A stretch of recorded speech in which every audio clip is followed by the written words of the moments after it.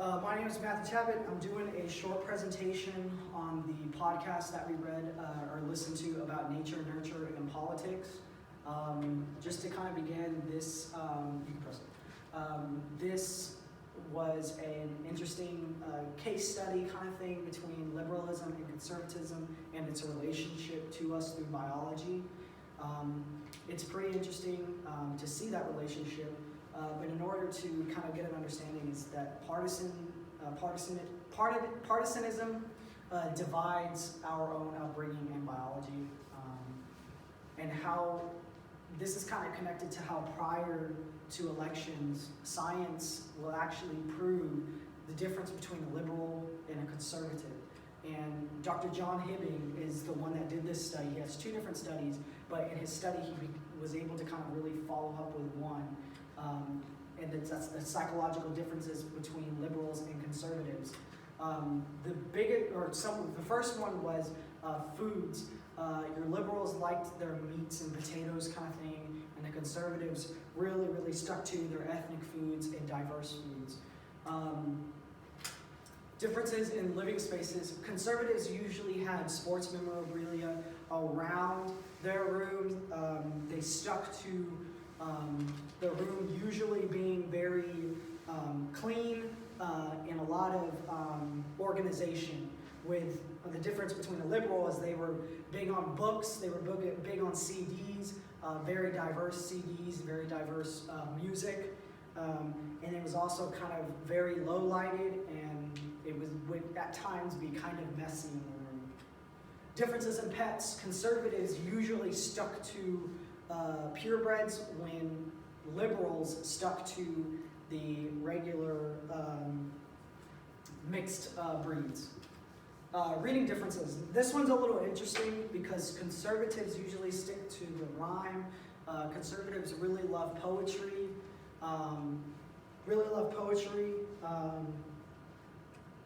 it kind of made like the guy that was owning the podcast, he really talked about how like the rapping in novels kind of really sums up conservatives. And then liberals like their free verse, short stories, and stuff like that. Differences in gun views. This is really important just because we go over it all the time. It seems like every news broadcast there's something about there's something about a gun view or gun right. And most of the time, conservatives are really bashing on the liberals just because they say they don't appreciate the dangerous world and they don't accept it.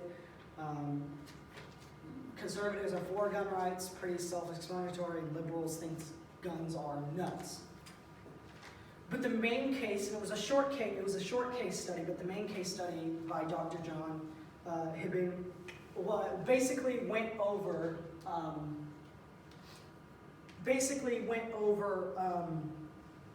the psychological differences that conservatives and liberals have between pictures and maybe certain scenarios. The disturbing photo that they used was a mutilation, and then a happy photo was a bunch of children smiling. The children smiling reacted pretty same between the two conservatives and liberals, but it was really interesting to see the difference between the disturbing photo of the mutilation. In the disturbing photo of the mutilation, the liberals' body,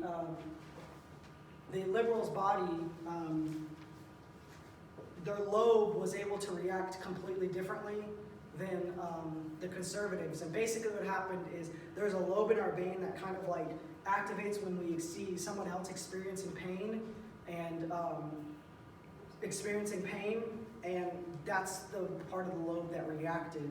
And then conservatives, they had this same reaction, but it came so much more slower.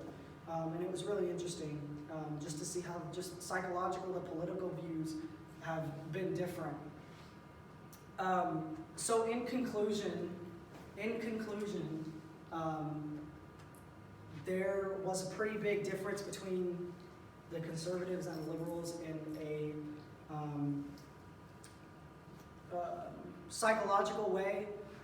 It's pretty interesting to see the fact that biology really manipulates our views, when in reality, at least growing up with me, most of my political views came from my parents. Whatever they felt is what I felt about certain things, and it's pretty interesting to see that your political views could be changed through biology and hereditary genes. Thank you.